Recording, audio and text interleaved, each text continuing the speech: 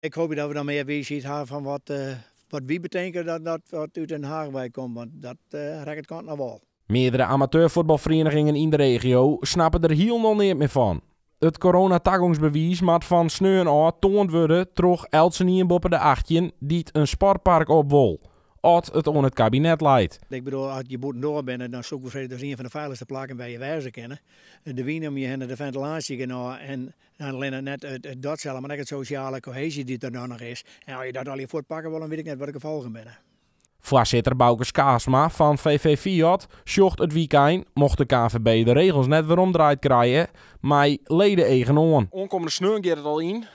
Is het überhaupt te handhaven? Nou, dat is onmogelijk. Je ziet hier om je heen, hier is een open veld en mensen kunnen van alle kanten naar binnen te komen.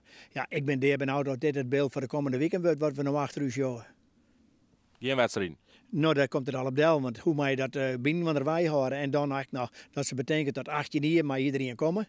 En een kwartier later begint gewoon dit ouders 18 binnen, maar iedereen voortwerken met een QR-code zien laten. Ja, ik zoek geen volle fantasie net om dat te handhaven. Nou, dat lijkt me voor je als club ook bijna onwaarlijk. Ja, en als je iemand had die hier al 30 jaar komt, die altijd nog alleen staat en die had geen code, die mij zo mij net opkomen. Nou, een van de eerste dingen die ik aan nog is een helm, maar dan ben ik bang een klap op de kop krijg. Maar kun je het nog uitlezen als voorzitter zijn on je leden? Nee, zoveel fantasie heb ik net. Ik zou het net uitlezen kennen, want ik helemaal niks zien op regels en dat er wat gebeurt, maar prima. Maar de waarde van de regel en de uitvoering ervan, doordat beantwoord worden onder het doel wat ze daarvan verwachten. En dat vreeg ik me af ze dat wel weten.